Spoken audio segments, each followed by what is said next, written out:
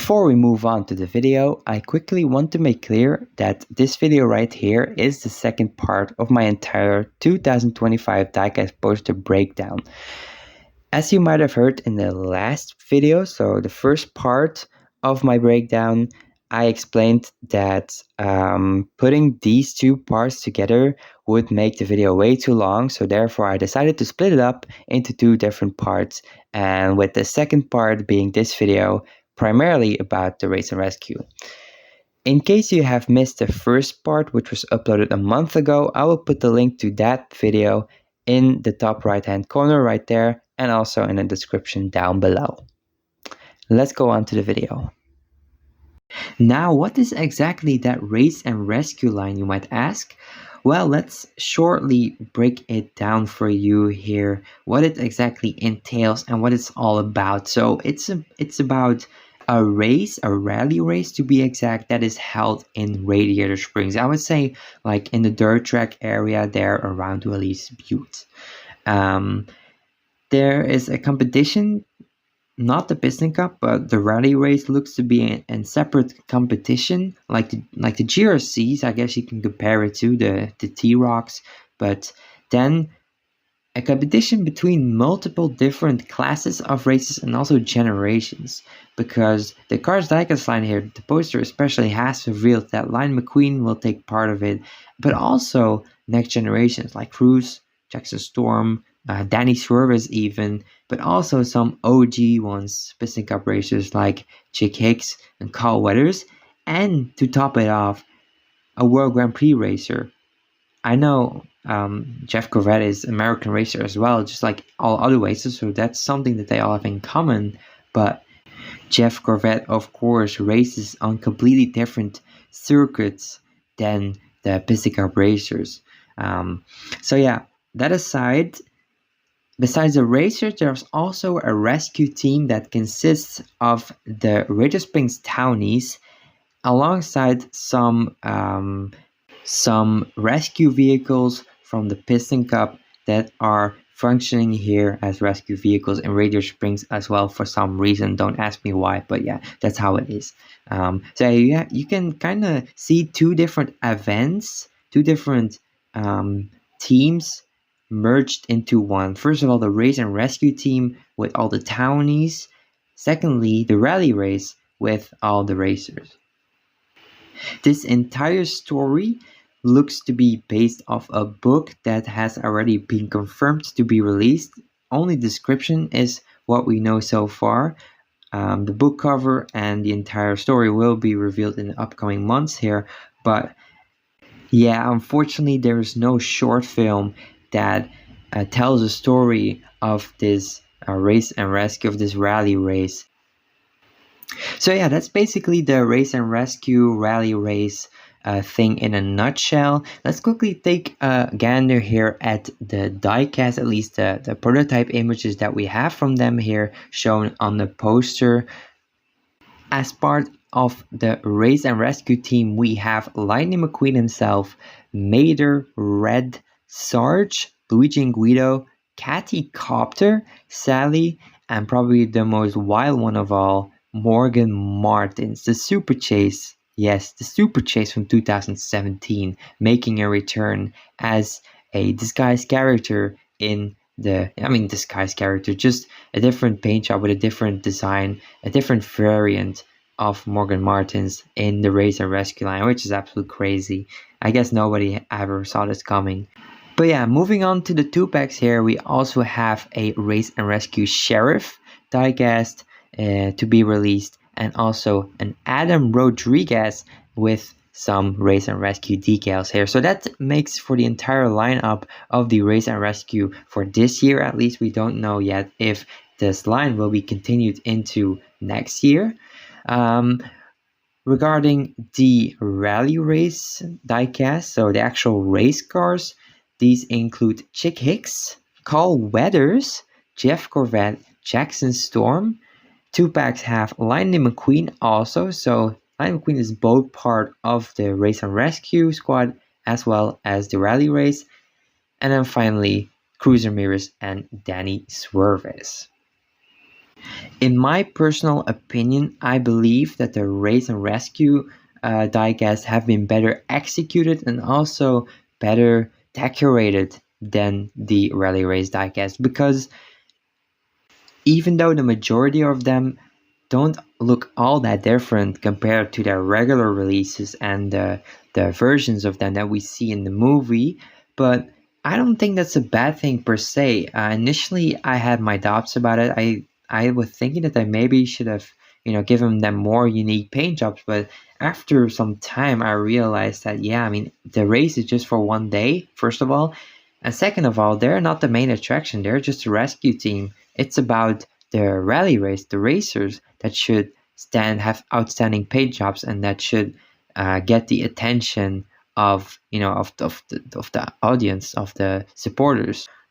So therefore, I think that it's totally justified that their designs just consist of, first of all, of course, the Race and Rescue logo itself that is slapped somewhere on their body, and then also a reoccurring pattern of stripes, usually in yellow and red, that are placed usually on their rear bumper.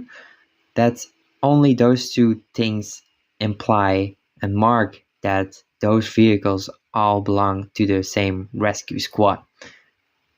So let's go around some of my favorite Race and Rescue designs here. First of all, Sarge, even though his design is not special at all, it's really the fire extinguisher accessory that does it for me, because it's a kind of accessory that we have never ever seen before in the diecast line until now, and I think it's really nice to see one, even though it's probably not detachable, but still it's a very unique touch.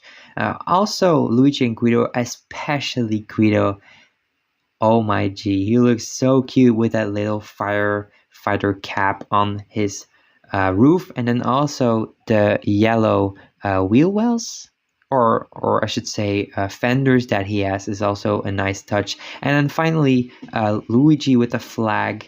I like that they gave him a flag instead of just nothing at all, and he looks to have some fire and rescue decals as well. I see a little red on his back fender, which is nice to see, even though, to be honest, the flag looks a little too bland for me. I rather had it if they put the background in red and then the warning sign in like a yellow and black to maintain the contrast.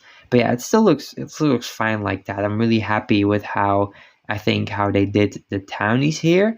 Also, Sally is one I definitely should mention, because first of all, I thought that her roof was on fire, but that would be really a little bit too dark for the diecast line, especially this clearly kid-centered sideline. But no, it are actually traffic cones on her roof, which is so fitting for Sally, because of course she runs the Cozy Cone Motel. So to put cones on her roof, that also makes sense because she's in a rescue team, and of course every piston cup race, every just race in general, needs traffic cones. So I think this is really clever detail here on Sally, and just in general he looks, or she looks, nice in blue with some Race and Rescue decals. I also want to talk about Mater here, which I really like, especially because of the combination of the red, the yellow, and the dark blue. And also the ginormous, like massive toe hook that he got. It makes a really unique, like, of course, his most characterizing feature is his toe hook. And to make it like a big cartoony toe hook from it, I think is really funny and really nice too. I really like how Mater looks. Then finally, a few points that I'm not a fan of about the Race and Rescues. First of all, that they re-included Kathy Copter and Morgan Martins. I rather would have preferred that they gave them new names, because why not? There are so many helicopters and ambulances that have the same model as them, so why not make new characters of them? To re-include Piston Cup officials for like a Radio Springs race looks a little out of place. I mean, at some point you can make a case that okay, the race also includes real Piston Cup racers, so it makes sense that they are Piston Cup officials too. But I don't know, this race is not part of the Piston Cup, right? So why are there Piston Cup officials? Especially Caddy Copter is a worst example here, because She isn't even a rescue vehicle herself. She's from the press. She should be filming and reporting and giving footage from above, from the scene, from the event. But no, for some reason she got turned into a rescue vehicle here, which is really strange to me. But yeah, it is what it is. Same for Adam Rodriguez, even though he is, of course, a rescue vehicle, so it makes more sense for him to be here. But still, it's an inaccuracy that I can't really get behind, to be honest. Then my biggest complaint about the Race and Rescue line, which is less about the story but more about the diecast themselves and Mattel, is that apparently, according to a picture that was taken in, I believe it was the New York Comic Con or something, like there was like a convention where the first cars, Race and Rescue vehicles, early prototypes were displayed to the public.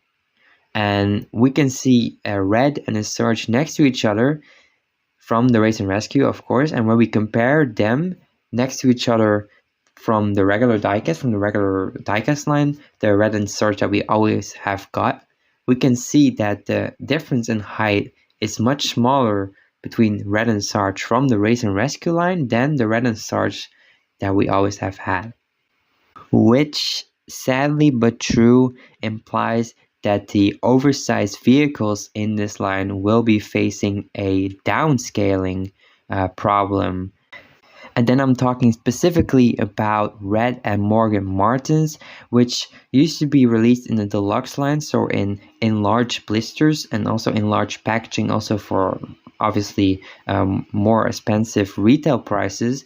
But right now they are integrated into the single, so the regular sized blisters, the regular sized cars, and also the regular standard price for diecast singles, even though they're deluxe vehicles, meaning that especially the idea of the red and sarge comparison supports that those two will be downscaled just so that they can fit in the singles mainline.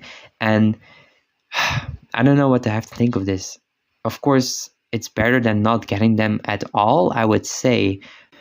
But if the difference looks so striking and if it looks so inaccurate, then I'm asking myself, weren't there any better solutions to solve this problem that Mattel could have undertaken? For example, is it such a bigger problem to make it's just a slightly bigger blister for those just two of how many of 20 Race and Rescue vehicles, or to put them only in the 2-packs? And for example, the cars that are in 2-packs now, just like Adam Rodriguez and Sheriff Witt, can easily fit in the singles, in a single packaging, to put them in the single mainline and to put those deluxes in the 2-packs, because Red only last year was released just like in the accurate scale in the 2-packs. So why not put Red and Morgan Martins together in one 2-pack and transfer Sheriff and Adam Rodriguez to the singles so that Red and Morgan Martins still can be released in their accurate scale? Right? Wouldn't that make more sense? I think this is a solution that Mattel easily could have decided to do, but that is a missed opportunity right there, in my opinion. And yeah, it's just a pity that they had to be rescaled because of course it's inaccurate, and it also could have easily been avoided.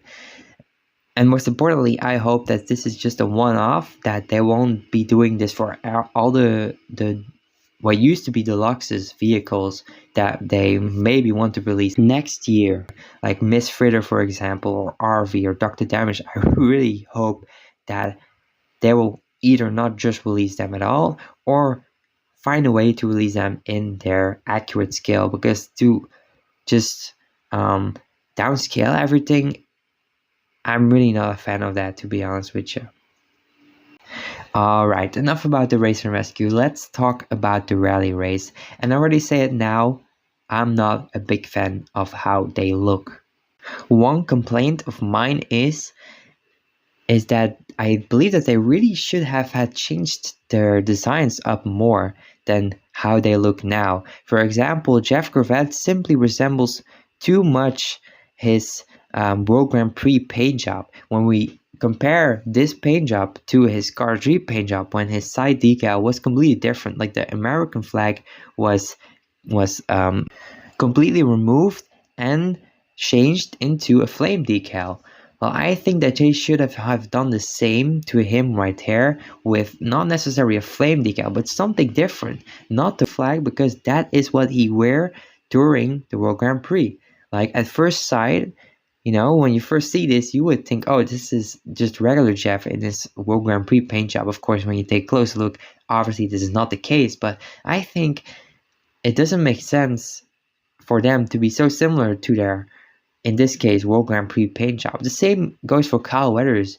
He resembles once again, too much his veteran paint job from Cars 3, that it just looks too much like that paint job from Cars 3. From right now, if we consider this a canon, and we consider that this has happened in 2025, that he just resembles too much how he looked 7 years ago in 2017. Like, it doesn't make sense, does it? Also, when we compare to the GRCs from last year, how they managed to give the most of the World Grand Prix races such unique paint jobs with new elements that that wasn't present even remotely close on their regular paint job that they wore in the World Grand Prix. We know that they're capable of giving such unique paint job with unique twists and new details, new elements, new colors also. And even though some of that is present here on the rally races, I think they still could have done much better. And that makes me think maybe it was intentional for them to only change a little bit from their original paint job. But why? I hope that the book gives more context to this, but at this point it doesn't make sense to me. Nonetheless, they do have a few new innovations integrated into their paint jobs. All of them have them in common, like the dually colored wheels, like the gray patches that are all over their body. And with those two, all the new innovations that they have are already summed up. So that's exactly what I mean.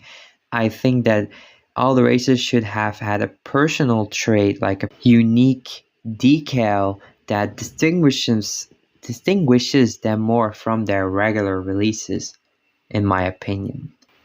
So yeah, these lackluster paint schemes also make them a little boring, in my opinion. I mean, I'm not really attracted.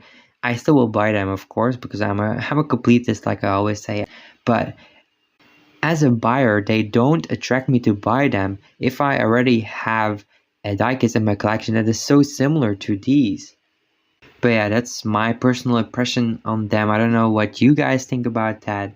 But yeah, of all of the races, I still think, after all, that Lightning McQueen is still the most different compared to his regular paint job. Even though a prototype of his diecast that got leaked out a month ago now, the colors looked really not how they should be. And then also the lightning bolt, it looks so just a light gray, while Cruz Ramirez, for example, the diecast or the prototype that we have seen from her, looks to have more dark gray decals. Like her spoiler is a dark gray.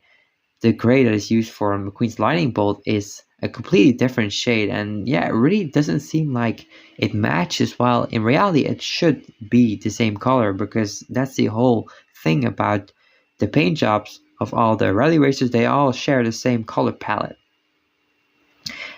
And then also another argument of Jackson Storm that was revealed only yesterday, at least the close-up pictures, that seems to have a metallic gray, while McQueen, like I just said, his lightning bolts are just a plain gray, not metallic, just regular paint. And I think the inconsistency right there is kind of unsettling as well. So yeah, we will see though. After all, there's still early images, so the paint job can still change, but I just hope that there will be more accurate to the promo image that we already have received about the rally race and about the entire line.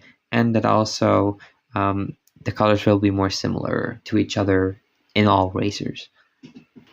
Another thing I want to talk about is the choice of the characters, because it just doesn't make sense that there are like 3 different generations first of all together, and then also Jeff Gorette from a completely different class racing together in a rally race. And I know the same happens in the World Grand Prix, but the World Grand Prix, there is a specific reason why those 11 racers are selected to compete to each other. They're the 11 best racers in the world, no matter what class. All classes together, they're the best racers in the world. Put them together, okay, it makes sense. Even though in real life it would never happen to have NASCAR and a Formula One car and a Le Mans car to race against each other in an official event. At least I'm not a racing world fan. I'm not really up to date what happens there, but that's as far as I know, as I'm aware, that never happens in the real life racing world.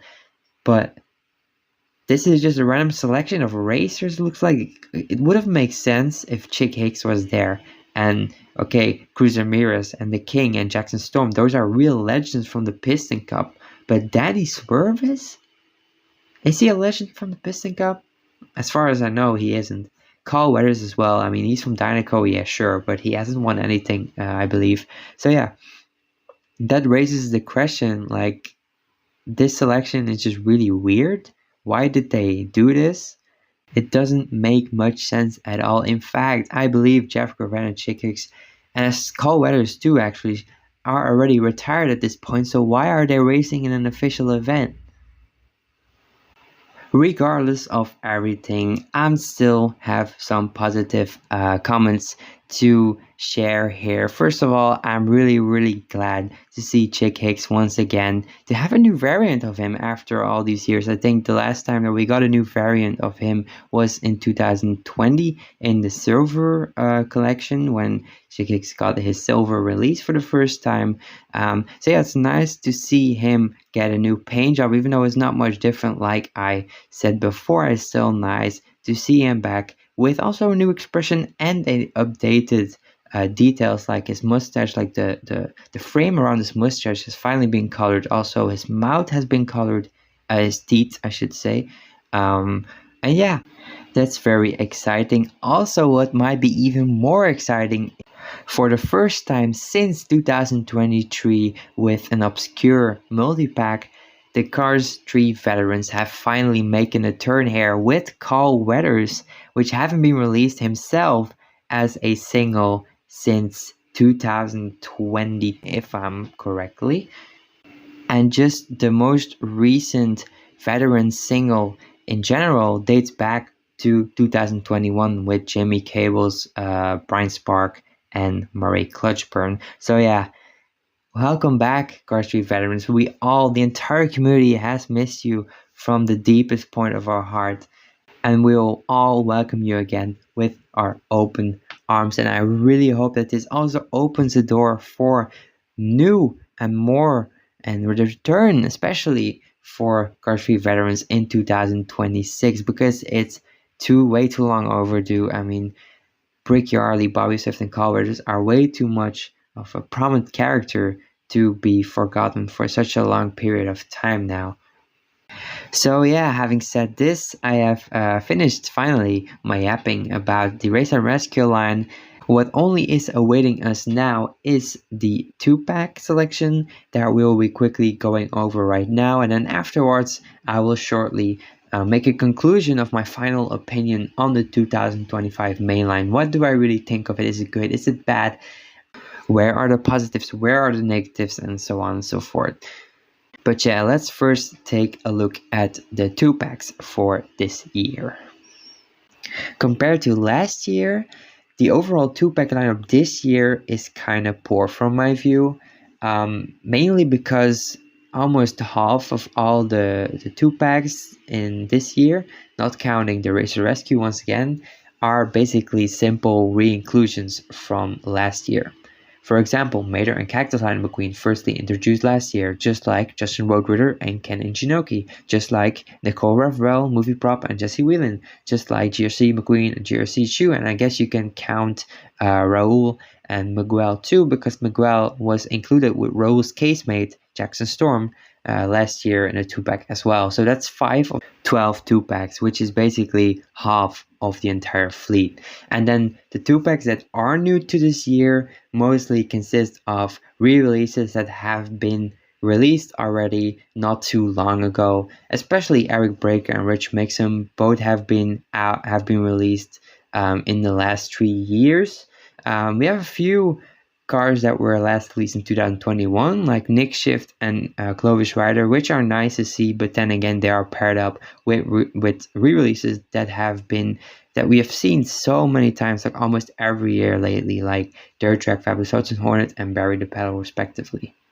So therefore, I would say the best pairings here out of the mix are, first of all, Kabuto with Flames and Dragonlight and McQueen. Even though both of them were released 2 years ago, I think it's still, just in general, we never had any Cars Tunes 2-pack before. So every new 2-pack from Cars Tune, I think, is really a great addition to the mainline and also something new to the entire card diecast mainline history itself. So it's nice to see those two, even though it would been preferred maybe that they put one of the new characters, the new Thailand variants from Cars Tunes in there. That's totally fine. It's just a minor complaint. Bling Bling Lightning McQueen and Tex Dinoco is also a really refreshing pairing, like from a scene or from a movie moment that we don't usually get 2-packs from. Usually it are just Pistic Cup racers or Radiator Springs or, I don't know, Cars on the Road also, just in general. But the Dinoco Daydream scene is really unique. It's something we haven't seen a lot in the past few years. So that's a really nice one. Also, they haven't been around for quite some years now. So therefore, I'm not complaining about those. Also, the only new 2-pack from the movies that we were not aware of yet before the reveal of the poster is the 2-pack of Sage Vanderspin and Darren Ledford, which is, an interesting pairing too, I would say. A nice combination of piston cup racers which have not seen the light of day to either, even though they're not too special either. Sage Vanderspin last released in the accessory 2-pack though, 2 years ago, and then Darren Ledford was indeed last released a bit longer ago in 2021. So yeah, great to see him back, especially.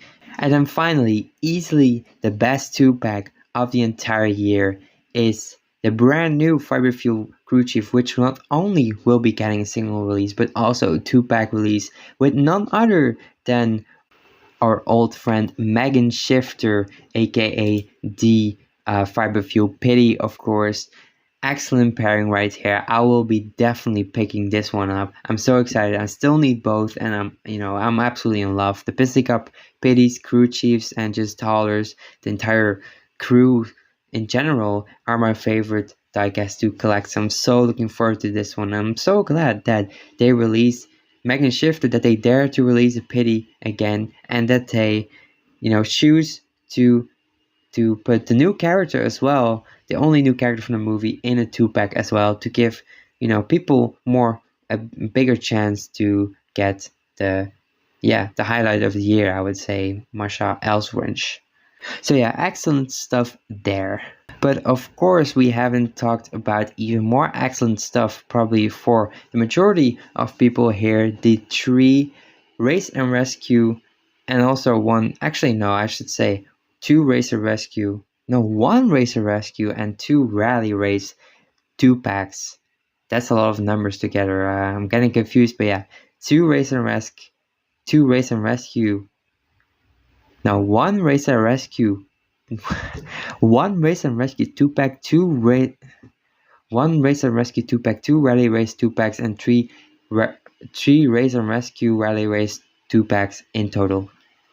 Jesus Christ, that really was a mouthful, but I made it. And yeah, first thing that caught my eye with these 2-packs is that there are 4 exclusive diecasts within these 3 2-packs in total. So that means that one of them And Sheriff and Adam Rodriguez 2-pack in particular only consists of exclusive vehicles, which is something that is a really rare phenomenon in the Cars diecast line in the most recent years. Of course, last year we only had it with Nicole Revel and Jesse Whelan, but I think before that, the last time that we had like 2 exclusive vehicles in one 2-pack is, I think, dating back to 2020 with Jackson Storm's pit crew, Ray Reverham and Laura Spinwell. So that's great to see that they still keep up with this concept. They still, dare to give us packs that have more than one exclusive vehicle in it. So yeah, that's very great to see. Also, I'm so very surprised that Riley Race Lightning McQueen is exclusive to the 2-pack with Jake Hicks. And also the fact that a Lightning McQueen version is exclusive to somewhere is also something that you really don't see often in the Cars diecast line anymore. So yeah, that's an interesting choice there. And finally, the only 2-pack that I have not talked about yet is Cruz Ramirez with Danny Swerves, with Danny Swerves being the exclusive character here in this 2-pack. So yeah, that rounds off the entire 2-pack collection for 2025. And finally, for God's sake, I finally broke down the entire 2025 mainline checklist. That took way too long, but don't worry, I will let you guys go in a few minutes here. But I first need to give, my final judgment of the entire 2025 mainline in a whole, because that's what all about, right? Let's begin with my final rating of the entire 2025 Cars diecast mainline. And personally, I would rate it a weak 6 out of 10, which means they passed, but barely. As I already touched on many times before, the biggest problem here for me is the lack of the new releases in general.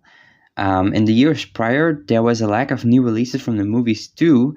However, the numerous new releases from Cars on the Road always made up for that.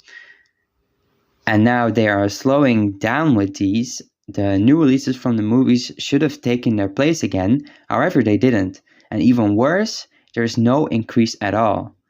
Still only 2 new releases from the movies and the series. Then you could argue, yes, but they introduced a whole new line with only new releases to fill in the gap, right? And yeah, you would be correct. However, in my opinion, you cannot compare this to Cars on the Road. The Cars on the Road line was based on an hour-long TV series created by Pixar, one that many people consider to be the 4th installment of the franchise after the movie trilogy. The line was full with new characters and characters variants that appeared in the series too. So on the contrary, even though we are yet to see the cover and don't know anything about the story yet, so it might be a little bit too early to judge here, but the Race and Rescue line looks to be based on a freaking step into reading children's book, probably with a storyline that's milked out because we have seen it 1,000 times already, because that's how it goes with children's books, right? Heck, the usual team for Cars at Pixar might not even have had a hand in the creation of this book, I think, because similar to some of the comic books like Route 66 Dash from a decade ago, they were also written by a writer that was independent from Pixar. So the same case might be happening here for the Race and Rescue book. I see it as it's the exact same thing as if the Christmas line, for example, was part of the main line, or even the Glow Racers line, because both of these lines were based off a book too, right? So essentially, there is really no difference between those two and the Race and Rescue line. Imagine if they weren't a separate line like they are now, that I'm talking about the Glow Racers, and that they would have taken all the slots of possible new releases from the movie. Would you all have liked that? I don't think so, and me neither. So that's why are we taking peace with the fact that Mattel allows the Race and Rescue line to be included into the main line, and even worse, that we allow them to make it the freaking centerpiece of the entire year. I mean, where have our standards gone, guys? I mean, don't get me wrong. Separate from the fact that the RR is included into the main line, I'm a fan of the line and I like the initiative, I really do. it really gives us a bunch of nice looking new cars diecast to collect. I mean, I won't deny that, but it would have been perfect was it a sideline like the Glow Races were, like the NASCARs were, and especially like the XRS were, because the rally racers are similar to the XRS. Like it's an entire new race with piston cup racers, next generations especially, that is, introduced and non-canon to any of the movies or series. Like, the Race and Rescue line as an extra line on top of the regular main line, like the GRCs were last year, and that's why I don't have any problem with those in the slightest, because the GRCs were an additional collection aside from the many new Cars on the Road releases that we got last year. They were far from the main attraction, unlike the Race and Rescue is this year. But now, there is nothing to complement the Race and Rescue aside from those two new releases in Fiberfuel Crew Chief and Jonathan Garrison.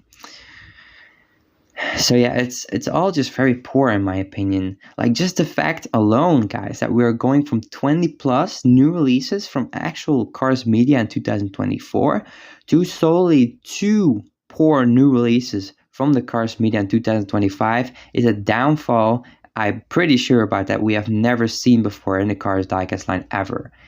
Imagine back in the day, like 2015, 2016, 2 new releases all year? We wouldn't have survived it, guys. We would have stormed Mattel factories probably.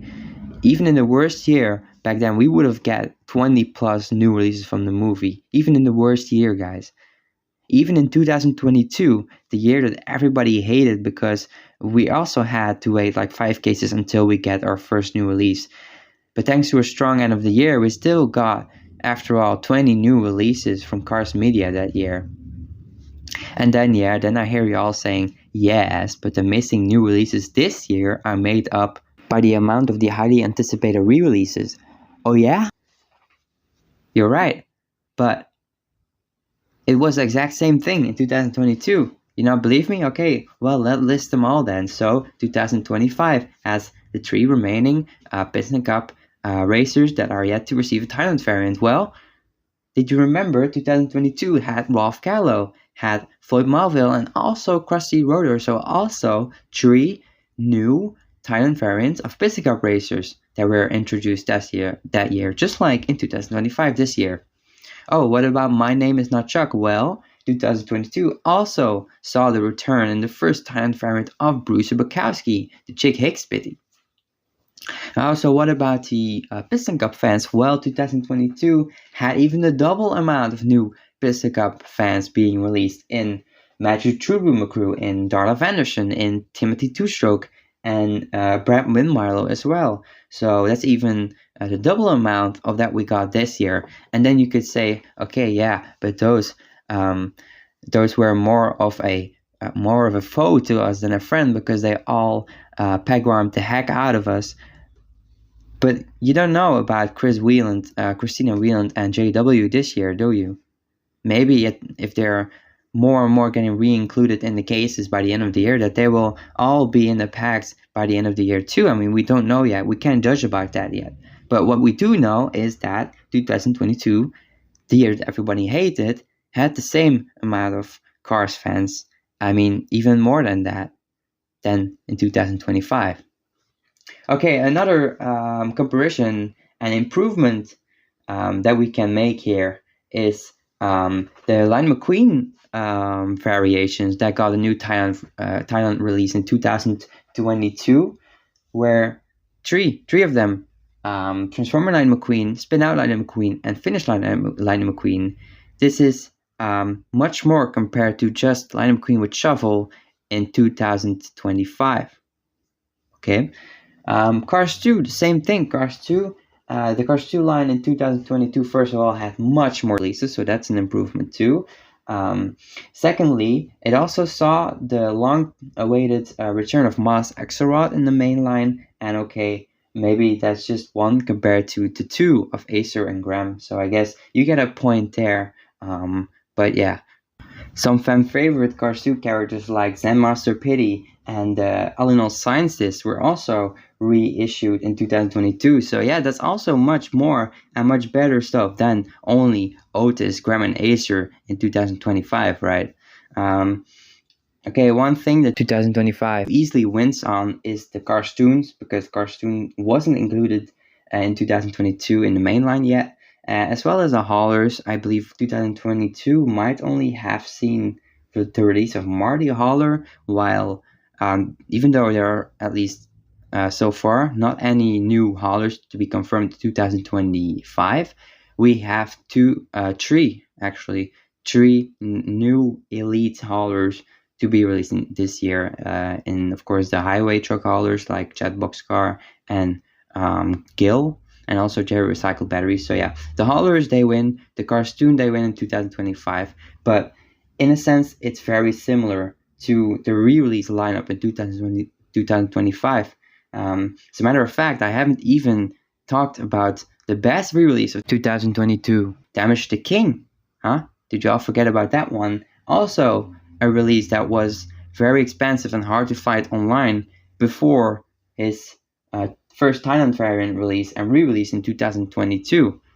The same thing you can say about High Impact this year. So yeah, there's always a car in 2022 that mirrors a re-release in 2025. So saying that the lack of new releases in 2025 is only justified because of the many re-releases is so wrong. It's totally wrong. 2022 was the same thing, but 2022 still had, believe it or not, I think many people are forgetting that, but I've had still 7 new releases from the movies. In case you forget, let me quickly list them all here for you, starting off with Bertha Bertelswagen, with Dana Crankoff, with Keith Cohn, with Colin Borav, with Jay with VR headset, with Tractor Jumping on the Tire, and also, which one did I forget? Revni Grayante also, yeah, so that's 7, including 3 uncancellations in Bertha, especially, and then also I'm pretty sure that Dana and Jay with VR headset were also previously cancelled releases that were uncancelled that year, similar to Masha Isles Ranch, the 5 through Crew Chief this year, but that's just one in cancellation compared to the 3 in 2022. So as you can see, new releases are the ones that count. Re-releases don't decide whether a year is good or not. Re-releases don't make or break a year. Barely any releases this year, so 2025, I consider it a bad year. Simple as that. Thereby, re-releases also only satisfy 2/4 of the entire audience, which is still a good chunk, but undeniably there's always a group, and more specifically the long-time collectors, that will be left empty-handed and might lose interest in the hobby as a result of the lack of new releases in 2025. So, as you have heard, I'm not satisfied with how the 2025 diecast mainline looks to be shaping up this year. Vulgarly speaking, I would summarize the 2025 diecast mainline as a year that is carried by a bunch of repaints from an irrelevant book story. Yeah, that's in sharp contrast with what I thought about 2024. I thought 2024 was an excellent year of cars diecast collecting.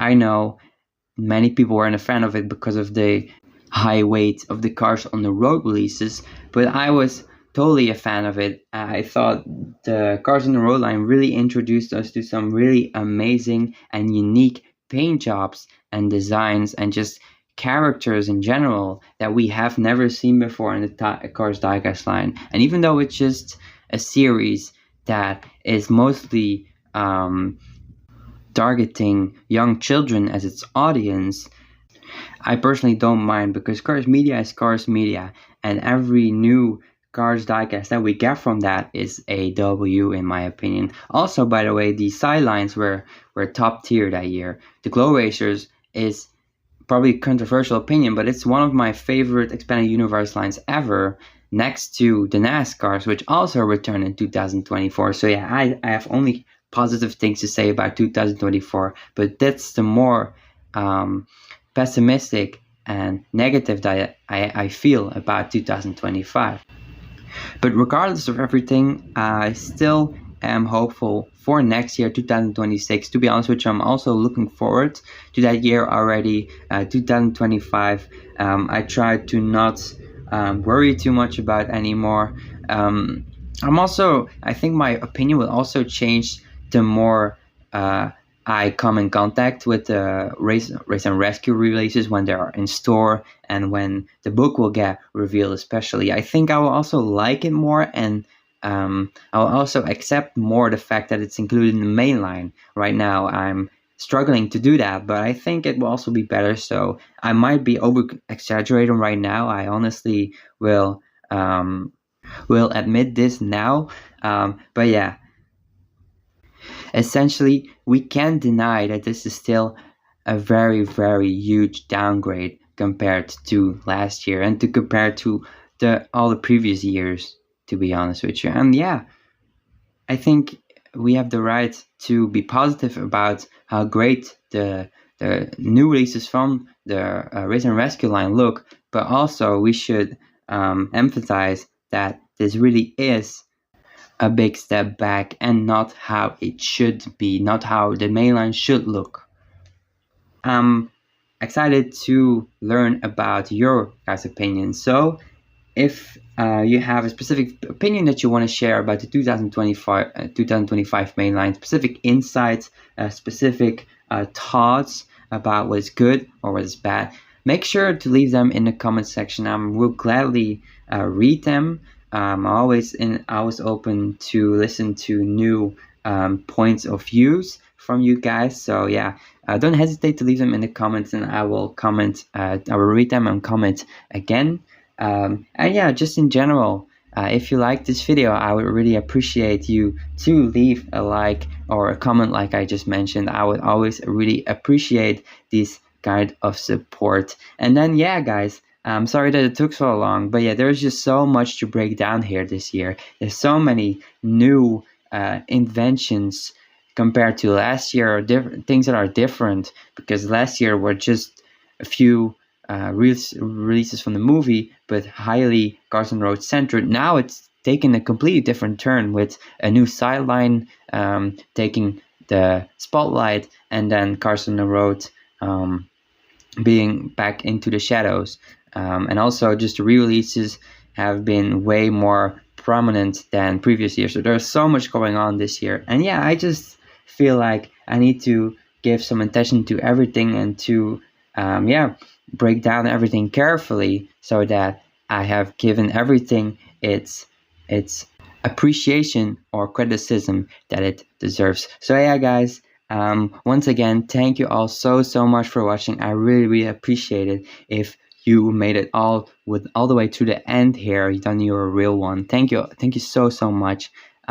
You're the best. And then I hopefully that I can meet you all guys once again in my next video, which I don't think will be cars related, but still very fun, of course, like everything here on Cars Humorous Belgium YouTube channel. So guys, I will see you all in the next video. This is Cars Humorous Belgium signing out.